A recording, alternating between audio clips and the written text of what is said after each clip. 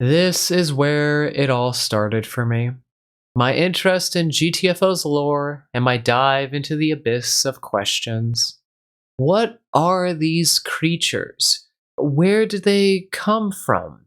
Who am I and what is my purpose in this game's world?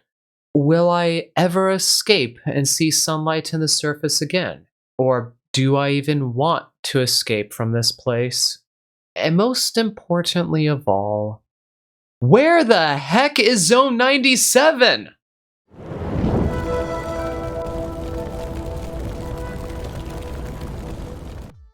Hello everyone, Professor Scalar here, and welcome to my alternate R1C2 level guide. Just like always, we're going to be starting off with the recommended loadout, and this time around, that is going to consist of a biotracker, a mine deployer, and I can't believe I'm actually about to say this, 2 shotgun sentries. Yep, that's right, I'm recommending the shotgun sentry, even though in its current state, it is really not that great of a tool to bring with you. But there is reasoning behind my madness, so let me explain. The reason for the biotracker in this level is because lighting is not all that great most of the time. There are going to be some zones that are very dark, or the lighting just doesn't really actually do a whole lot good to help us see where the enemies are located due to textures and stuff. So having a biotracker, that way we can more easily deal with the enemies in these zones as we're stealthing through them or dealing with them during alarm doors, will be pretty beneficial. That, and we are running shotgun sentries, and they do benefit from biotracker symbiosis, so all the more reason to bring a biotracker with us.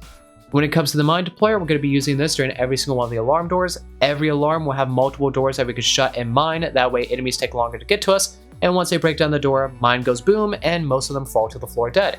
That, and it can be useful in those situations where you wake up a room with a lot of enemies in it, and instead of having one hell of a gunfight on your hands, you can just fall back to a door, shut behind you, mine it, and the mine will do most of the work.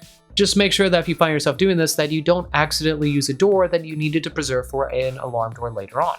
And then finally, when it comes to shotgun sentries, I know these aren't all that efficient in the game, especially when you compare them to something like the sniper sentry, but I wanted to give these things some love as I never recommended them in all of Rundown 7, and so far in Rundown 1 I have not recommended them yet, and I figure, yeah, they'll get buffs in the future and I'll probably recommend them more later on, but Rundown 1, I remember using the shotgun sentry so much, so I wanted to use it a little bit here.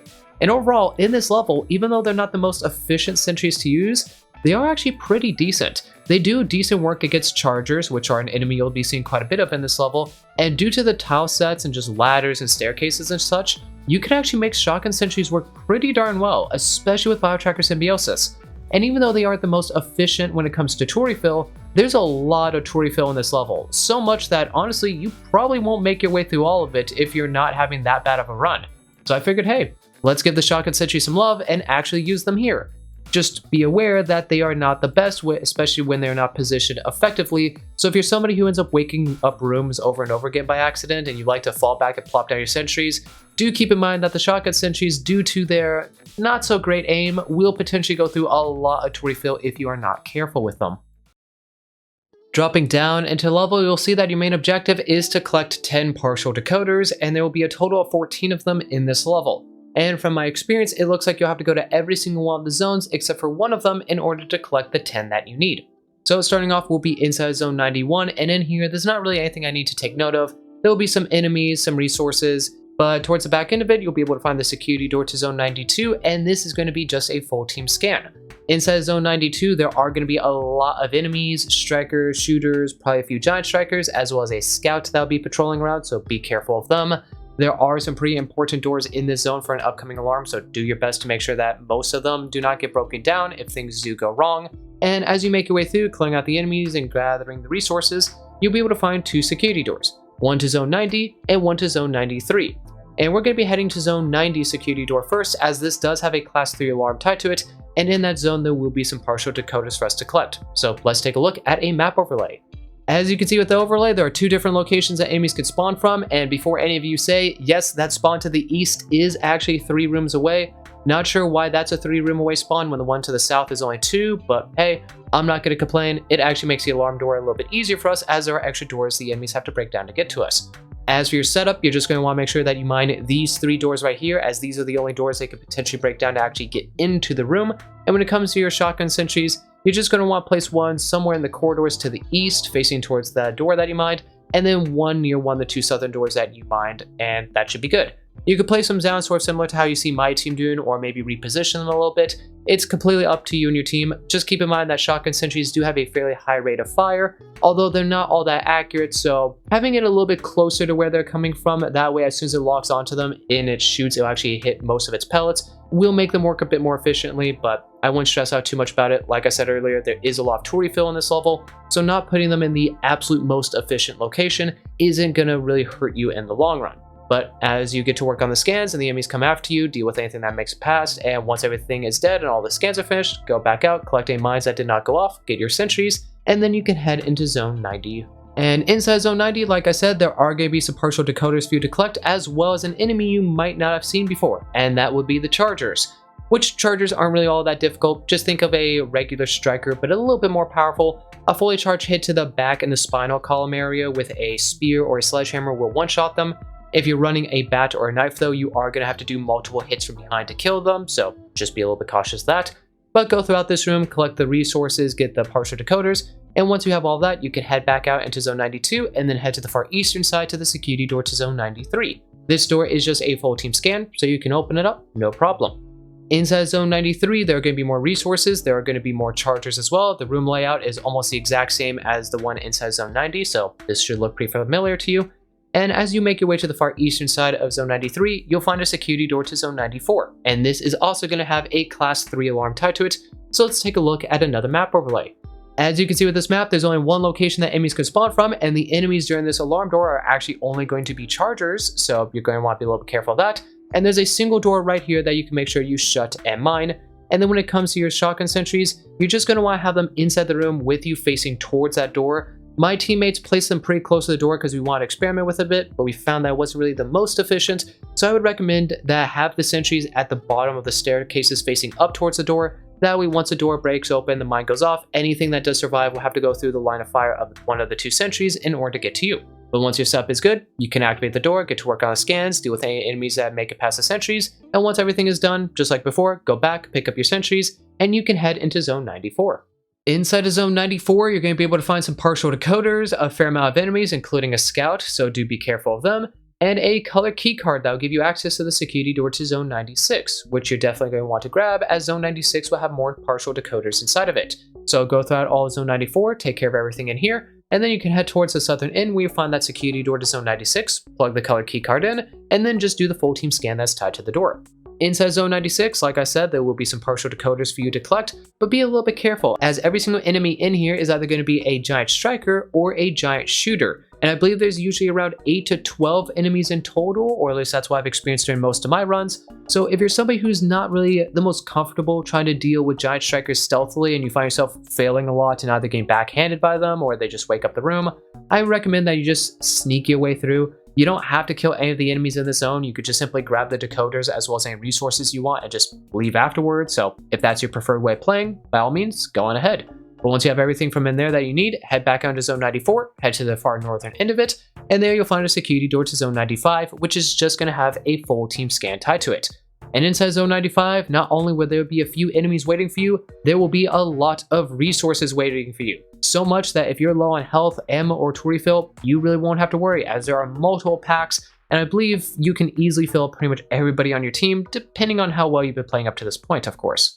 But once you've dealt with all the enemies, you collected the resources, you're going to want to hop on a nearby terminal, as there are 3 security doors in this zone, one to Zone 98, one to Zone 99, and one to Zone 100.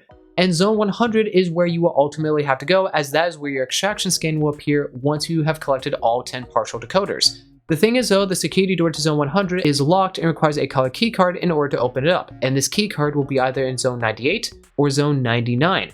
So you're going to want to go to the northern door, check what color keycard you need, and then hop on the terminal and query it. That way you know which one of the 2 zones you're going to head into. As both of these security doors have Class 3 alarms tied to them, and you only have to ever go into one of the 2, as not only will it have the color keycard that you need in order to get to the final zone, it will also have the last of the partial decoders that you need to collect. Because by this point, you should only ever need 1 or 2 more of them, and these 2 zones, as far as I'm aware, are guaranteed to always have at least 2 or 3 in them. So figure out which zone you're going to go to, and once you know, you can start setting up your defenses, because like I said, there is a Class 3 alarm you're going to have to deal with. As you can see with this map overlay, there are 2 different locations enemies can spawn from, both of them down to the south, and there are 3 doors here that you could shut and mine right now if you feel like it. The security door to zone 100 does have a class 4 alarm tied to it, which is 1 tier higher, so I know some people like to save these doors for then since that is a harder alarm to deal with, but I like to use them up right now just because it is guaranteed that enemies will be coming from the south, and when I'm dealing with that northern security door, since I had to open up one of the 2 side zones, there is a chance that every single wave of enemies could come from that side zone instead, which means if I save the southern doors for later, there's no guarantee that they'll actually get used up. As for your sentries though, you're going to want them in the room with you, specifically on the southern end towards the base of that ladder facing towards it, as every single enemy that comes from the south has to go down that ladder, and when an enemy jumps down a ladder, they don't hit the ground running. They cannot immediately book it away, so having 2 shotgun sentries down there, especially if the biotracker person tagging enemies, will make it so that they will chew through a lot of the enemies that come into the room.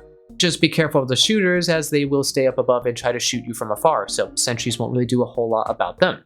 But once you have dealt with every single one of the enemies and all the scans are done, you can go back, collect your shotgun sentries, and then head into one of the 2 side zones. As for the 2 side zones, they are very similar to each other. They will both have partial decoders in them. There will be a lot of enemies, including 1 scout each, so be very careful about all that. The zones are not very well lit, and it can be very easy to accidentally bump into enemies, especially the giant strikers and the chargers in them, so be very, very cautious when going through here. You're very close to the end, so you do not want to ruin your run right at the end of it. But once you get the last of the partial decoders that you need and that color keycard, you can leave the zone, go back into zone 95, and then head to the north and into the security door to zone 100, plug that keycard in, and as you'll see, like I said earlier, there's a class 4 alarm tied to it, so let's take a look at one last map overlay. As you can see with the map overlay, enemies will be spawning from the south just like they did before, and they will either spawn to the west or to the east, depending on which one of the 2 zones you open up, or if you decide to open up both of them, they could spawn from all 3 directions. Thankfully though, to the west and to the east, there is a door that you could shut, mine, and maybe even C-foam if you have a C-foam grenade, so make sure you do that, and then keep any of the southern doors that are still preserved, shut, and mined. And then when it comes to your shotgun sentries, just do a similar thing that you did before. Have one on the southern end facing towards that ladder to deal with enemies who come from the south, and then just have 1 shotgun sentry to the west or to the east, dealing with the enemies that come from that direction. Focus on the scans, make sure you don't get flanked by the enemies, and once every single one of the scans are done, you can deal with any of the enemies that are still left alive, and then go to the northern end, open up the apex door to zone 100, and head right on inside. In there, you'll be able to find your extraction scan. This is a silent scan, so no additional enemies will spawn in. And once you get that scan all the way up to 100%, you are done and you have beaten alternate R1C2. And that's all there really is to it. Alternate R1C2 will always hold a special place in my heart, as it was the first level to really get me interested in GTFO's lore. That, and it introduced chargers, which are still to this day one of my absolute favorite enemies. Fun fact about chargers, they're the only enemy in the game to have their models slightly updated every single time a new rundown was released. I wonder if that trend will continue even when Rundown 8 is released to us later. As always though, thank you for watching this video all the way to the very end. I do hope that I was able to provide you with some assistance in beating this level. If you have any tips or tricks for this level that you want to share, any questions for me, or you just have something in general that you want to say, please do let me know down in the comments. Hit that like button if you enjoyed the video, subscribe to the channel if you want to see more from me, and if you want to join the community I'm building, there's a link to my Discord down in the description as well as some other cool links. Among those links being one that will take you to the official GTFO merch store, which I highly recommend you check out if you're a fellow GTFO enthusiast. Until next time, don't forget to give your friendly fellow charger a hug. They do give great bear hugs after all. And hopefully I'll see you all in the next video.